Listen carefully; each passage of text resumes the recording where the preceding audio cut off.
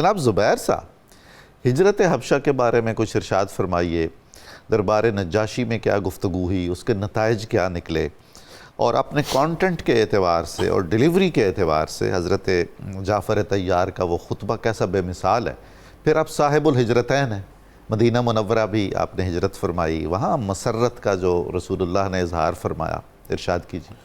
بسم اللہ الرحمن الرحیم۔ نبوت کا 5واں سال تھا اور قریش کے مظالم دن بدن روز افزوں تھے اور وہ بڑھ رہے تھے، تو سورہ کاف کی کچھ آیات کا نزول ہوا۔ سورہ زمر میں بھی آ گیا کہ زمین آپ کے لیے وسیع کر دی گئی ہے۔ رسول کریم صلی اللہ علیہ وسلم نے بھی صحابہ کو کہا، اور دیکھیں کہ صرف اس وقت کوئی 25-30 کے قریب صحابہ تھے جب پہلی دفعہ حبشہ کی ہجرت کا حکم دیا، تو ان میں سے 16 کو بھیج دیا پہلی دفعہ، جن میں 12 مرد اور 4 خواتین تھے، اور اپنے ذات پہ ان کو ترجیح دے کے ان کو بھیج دیا، ان کو نکالا کہ ان کی زندگی محفوظ ہو جائے۔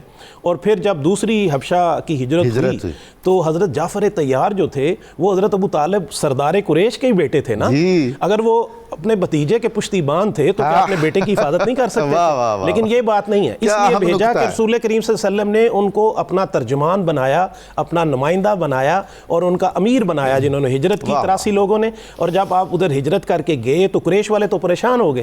قریش والوں نے پہلے تو کوشش کی کہ یہ یہاں سے نکلے نہ، لیکن اللہ کا کرم ہوا، جب بندرگاہ پہ گئے تو وہ ایک تجارتی کشتیاں مل گئیں اور اس پہ وہ روانہ ہو گئے، اور وہ کبھی کبھی تجارتی کشتیاں ملتی تھیں۔ اور جب ادھر پہنچے اور پھر قریش نے پیچھے سے یہ ساز باز کی کہ جو حبشہ ہے، اہل خانہ کے ساتھ آپ تشریف لے گئے تھے؟ اہلیہ ساتھ؟ جی، اہلیہ کے ساتھ، حضرت اسمہ بنت امیس کے ساتھ تشریف لے کے گئے تھے۔ اور جب قریش بڑے پریشان ہوئے، انہوں نے کہا حبشہ تو ایک بڑا مضبوط اب ملک بن چکا ہے، اور حبشہ نے یمن پہ بھی قبضہ کر لیا تھا۔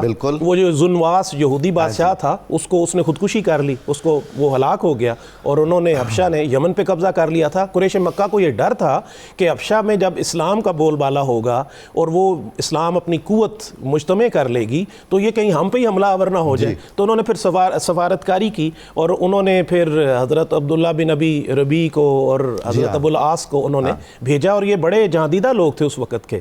اور جب یہ لوگ آئے، انہوں نے جو ہے سفارتکاری کی، اور انہوں نے اس طرح سے سفارتکاری کی کہ یہ تحائف لے کے آئے قریش کی طرف سے، کوئی چمڑا لے کے آئے جو بڑا قیمتی اس وقت سمجھا جاتا تھا، اور نجاشی کے لیے یہ ایک عربی گھوڑا لے کے آئے، بڑا قیمتی جبہ لے کے آئے، اور انہوں نے پہلے تو اس کے دربار کے امراء اور وزراء کو وہ چیزیں دی، ان کے ساتھ لابنگ کی، سوشلائز کیا، ان کو قائل کیا، اور پھر نجاشی کے یہ فن بھی اس کا مطلب ہے بہت قدیم ہے۔ جی، بڑا قدیم ہے فن۔ اور پھر جب نجاشی کے دربار میں گئے تو انہوں نے جا کے یہ عرض کیا، بلکہ پہلے سجدہ کر دیا کیونکہ وہاں کی یہ روایت تھی، سجدہ کر دیا، اور ان کو وہ تحائف پیش کیے۔ اور جب انہیں کہا کہ کچھ لوگ ہیں جنہوں نے ہمارے ملک میں فساد برپا کر دیا، انہوں نے بھائی کو بھائی سے لڑا دیا ہے، بچوں کو والدین سے جدا کر دیا ہے، تو یہ یہاں بھی فساد کریں گے تو آپ ان کو ہمارے حوالے کر دیں۔ اور جن امراء اور وزراء کو انہوں نے رشوت دی ہوئی تھی وہ بھی انہوں نے بھی تائید کی، انہوں نے کہا ان کو بلانے کی بھی ضرورت نہیں تھی۔ لیکن نجاشی جو تھا بڑا دور اندیش تھا، بڑا انٹیلیجنٹ تھا، اور وہ خود ملک بدری سہ چکا تھا۔ آپ ذمہ داری سے فرماتے ہیں کہ اس نوعیت کے تحائف بھی رشوت کے زمرے میں آئیں گے؟ جی بالکل بالکل، ان کیش بھی ہوتے ہیں اور ان کائنڈ بھی ہوتے ہیں۔ تو پھر جو ہے وہ اس نے کہا نجاشی نے کہ نہیں، ان کو بھی بلاؤ۔ تو اب پھر قیادت کی جعفر طیار نے، اور کیا قیادت کی، اور جب آئے اور وقار کے ساتھ آئے، صرف سلام کیا، سجدہ نہیں، اور ان کو موقع مل گیا، انہوں نے کہا یہ آپ سے پناہ لینے آئے ہیں اور آپ کے حضور یہ سجدہ ریز نہیں ہوئے۔ تو نجاشی نے پوچھا کہ یہ تو پروٹوکول ہے میرے دربار کا، تو انہوں نے کہا کہ ہمارے رسول اللہ کا حکم ہے کہ سجدہ صرف اللہ کو ہی ہم کرتے ہیں۔ انہوں نے کہا کہیں یہ تکبر کی وجہ تو نہیں؟ انہوں نے کہا تکبر اور بے ادبی تو ہمیں چھو کے بھی نہیں گزرے، یہ تو ہمارے اللہ کے نبی کی تعلیمات ہیں۔ اچھا، اس سے ہی کہتے ہیں کہ نجاشی کافی متاثر ہونے کا، آپ کے رسول اللہ صلی اللہ علیہ وسلم کی کیا تعلیمات ہیں؟ وہ بھی سلیم الفطرت شخص تھے نا۔ بے شک، اس میں کوئی شک نہیں ہے۔ تو انہوں نے پوچھا کہ آپ کے رسول اللہ صلی اللہ علیہ وسلم کی کیا تعلیمات ہیں؟ وہ سنیں، ان لوگوں نے آ کے شکایت کی ہے کہ آپ کا مذہب ان سے بھی جدا ہے اور مسیحیت سے بھی جدا ہے، تو آپ مسیحیت کیوں نہیں قبول کر لیتے؟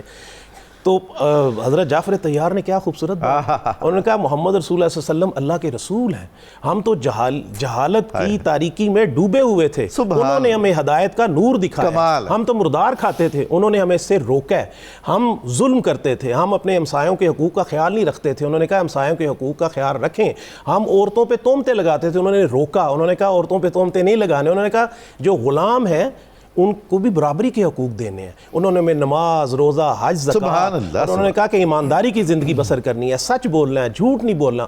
اور جتنی بھی اچھی باتیں تھیں آپ نے بیان کی. کہتے ہیں کہ یہ ساری باتیں بیان ہی نہیں ہو سکتی، گھنٹوں آپ نے واز کیا. آپ کا خطبہ بہت لمبا تھا، بڑا طویل تھا.